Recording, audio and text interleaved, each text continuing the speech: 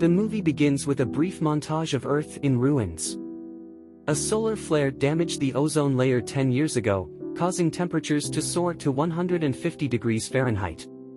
Planet Earth has deteriorated into a mostly inhospitable wasteland, burned by UV radiation and vulnerable to catastrophic weather phenomena. Finch, one of the few survivors, is shown at the start. He is a robotic engineer equipped with a suit that protects him from the heat and the UV rays. Like any other day, he's scavenging for supplies with his robot Dewey. When he walks inside a store, his measurements suggest that UV radiation levels in the area are quite high. Meanwhile, the robot picks whatever is left in the store. Finch is then seen taking some dog food. After leaving, he marks the area so that he can keep track of the places that are scavenged. In the next scene, Finch travels through a deserted town that has been ravaged due to the ozone layer's depletion. The UV rays make it impossible for people to go outside. Hence, the majority of the city has been evacuated. Suddenly, Finch's suit emits a warning that a storm is approaching. He spins the truck around and slams on the accelerator, while the giant storm chases him. Luckily, he manages to reach his underground laboratory, which was formerly owned by the firm for which he worked before the catastrophe hit. Later, we get to know that Finch is dying from tuberculosis. His dog-cum-pal, Goodyear, is waiting for him at his big house. He hugs and kisses the dog, then prepares the food he found earlier. While Goodyear eats, Finch merely sips on a drink as the supplies are running out.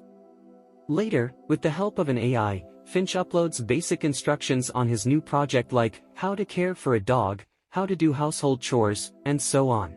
Since Finch loves Goodyear more than anything, he is working on creating a highly specialized robot to care for him after his death. Finch has been conducting a lot of study on UV rays and radiation exposure. Later, he removes Dewey's eyes and attaches them to his new robot. After turning on the robot, he starts transmitting data to it. After a lot of failed attempts to communicate, the robot finally nods its head, symbolizing that he is understanding what Finch is trying to convey. Finch is overjoyed by the reaction from the robot and the fact that he's made it one step further. He also plays with his dog, believing that he might soon have a new friend. Finch then tells the robot to mention something about himself. The robot says that he has some rules, such as not harming humans, but the most essential rule is that in Finch's absence, he must take care of Goodyear at all costs. All of a sudden, the power goes out. Finch heads out to repair the wind turbine. He connects the cable, after which the lights are restored. Inside, the robot names himself Jeff. Meanwhile, a gigantic storm is seen coming their way. Finch comes back and connects Jeff to the weather station so he can make a forecast. Jeff says that 4 different storms will approach them in the next 24 hours and they will not be able to avoid it. He also forecasts that it will last roughly 40 days. Hearing this, Finch believes that they have to leave the place soon. He also presumes San Francisco as their best option. Finch then starts to build the robot's full body. After finishing it, Finch increases the robot's transfer rate and starts teaching him how to walk. Following a bit of practice, Jeff successfully starts walking. While Finch is happy with the progress, Goodyear dislikes the robot and doesn't trust him at all. As the storm gets nearer, Finch starts packing all the essentials and also unplugs Jeff's data transfer at only 72%. Because of this, Jeff is not fully developed and hence acts like a child. Finch calls Dewey to join them but forgets that he has removed his eyes. Hence, he attaches a camera so that he can finally see again. The 4 then climb on an RV and start making their way to San Francisco. At the start of the ride, Jeff is extremely curious as he tries to learn everything Finch does. For the time being, the group has successfully managed to evade the storm. They then stop by a deserted town. Finch wears the UV protection suit and calls Jeff to join him outside. He then starts teaching Jeff basic instructions on how to scavenge and also about the hazards of the sun. The duo also has a moment of fun when they pop some popcorn out in the sun. Yes, that's how bad the sun has become. The fun, however, soon fades away when Finch notices the storm approaching them. He gathers everyone and tries to outrun the storm, but it eventually catches up to them. Finch rushes outside with Jeff and orders him to help him tie the RV with wires. After Finch gets tired, Jeff takes charge and successfully completes the task. Finch then gets inside the RV and secures it. Soon, the massive tornado hits, and all the wires begin to snap one after another until only one is remaining. Luckily, the storm passes away and everyone is fine. Finch appreciates Jeff's good work but gets disappointed to learn that the front tire of the vehicle is damaged. They have a spare tire but do not have a jack to lift the vehicle. However, Jeff simply lifts the vehicle using his sheer strength and tells Finch to change the tire. The next morning, Jeff tries to communicate with Goodyear, expressing his efforts to learn the dog language. However, Finch interrupts, explaining that building rapport with Goodyear will take time. Later, a sign indicates that San Francisco is 1,522 miles away, leaving Finch puzzled when Jeff questions the concept of trust. Instead of explaining, Finch shares his own story of earning trust by crediting his team for solving a software problem. Despite Finch's declining health, they stop at a restaurant where he vomits blood. Sensing his limited time, Finch bonds with Goodyear while Jeff tinkers with the RV, accidentally causing a collision due to his clumsiness. Finch chastises Jeff for neglecting his duty to care for Goodyear and decides to teach him to drive. Initially awkward, Jeff improves under Finch's guidance. They camp by the road and witness the northern lights due to the absence of the ozone layer. Jeff suggests driving at night for safety, but Finch warns of the dangers posed by hungry people.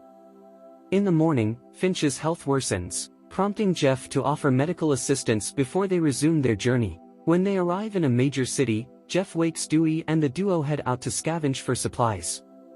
They come across a hospital which looks looted, but Jeff is yet to learn that, so he continues his way inside. When Finch wakes up, he discovers that both the robots are missing. He knows that trouble lies ahead, so despite being extremely weak, he suits up and sets off to find Jeff and Dewey. Someone is watching him from the shadows. Upstairs, Jeff is delighted to find food, medicine and even a fancy jacket for himself. Meanwhile, Dewey finds some snacks, but doesn't notice a bear trap near it. As he reaches for the snacks, the bear trap rips him apart. After a distraught Finch finds him, he apologizes and turns off his power. Soon, Finch hears a rumbling sound and finds Jeff as well. Finch stresses that they cannot stay at the place any longer as it is not safe for them. Both of them then make a run, but Finch is barely managing to stay on his feet. When they reach their RV, they immediately speed away, but a vehicle starts following them. After reaching a bit far, Finch hands over the steering to Jeff, telling him not to make any mistakes from now on. He also notices the car still following them. They turn off the headlights as Jeff is able to see in the dark. While the mystery car still pursues them, Finch suggests Jeff to step on the accelerator and speed up. As they are driving into a storm, Finch grabs the wheel and steers it off the road. He intends to use the underpass instead. Despite Jeff trying his best to explain that the height of RV is higher than the underpass, Finch does not listen and eventually it crashes and the RV's solar panels are destroyed. After the crash, Jeff uses his strength to push the RV inside. The car that was following them approaches. However, it stops for a little moment and then drives away. After knowing that the people have gone, Finch rushes outside and discovers that all of their solar panels have been damaged. He starts blaming himself for his poor judgment and also mentions that he cannot repair it. Jeff assures him that he can take them to San Francisco, but Finch snaps at him to stop talking. A furious Finch then returns to the vehicle while Jeff stands outside in the rain. After a little snooping, Jeff comes inside and tells Finch that he thinks they'll make it to the Golden Gate Bridge in San Francisco. Meanwhile, Finch shares another story and relates why he doesn't trust people and how he discovered Goodyear in a bag. He mentions that Goodyear was terrified and alone, and how he promised to protect him at any cost. Finch adds that hunger can turn any good human being into killers, but it turned Finch into a coward as he kept hiding while some young boys killed a young girl and her mother in the supermarket. The next morning, another board points out that it is 480 miles to San Francisco. Jeff is on the wheel while a weak Finch rests. Suddenly, Jeff notices a butterfly on the windshield. He pulls over, awakens Finch up, and points to the butterfly. Finch gets up and stretches his hand out, only to find it unaffected by the sunlight. He then steps outside and feels the sun. The UV radiation has decreased to the point where it is no longer a threat. He sees a flower and another butterfly and laughs heartily. As they continue their journey, they get past flowering plains. Later, Finch gets dressed and they decide to have a picnic in the sun, something he hasn't done in over a decade. Finch then shares some more memories of his past, while wishing that he could make more of his life. Hearing this, Jeff excitedly gets up and explains that if they leave now, they will reach the Golden Gate Bridge in about 18 hours. However, Finch says that he can't make it. A saddened Jeff then promises to take care of Goodyear when he's gone. After that, Finch brings out Goodyear's ball and the two engage in a game of fetch. He then hands the ball to Jeff and explains that this is one of the first stages in creating trust with the dog. The two then have a brief moment of fun when suddenly Finch starts coughing up blood. His white suit is covered in blood now. When Jeff asks if he can help him, Finch responds he has already done so. He then shakes Jeff's hand, and they hug. Here, Jeff is visibly upset and we can see that he has emotions too. Jeff then assists Finch into the RV where he lies down. Goodyear consoles Finch while Jeff packs their belongings. Finch pats his beloved buddy in the back one more time before passing away. The two then burn Finch in the plains along with his UV suit. After they are done mourning, Jeff continues with the daily routine of Finch and feeds the dog. Later, they play fetch again. With Jeff, Goodyear starts to feel safe and begins to change. Jeff also feels that Goodyear is now his responsibility, and they set off again.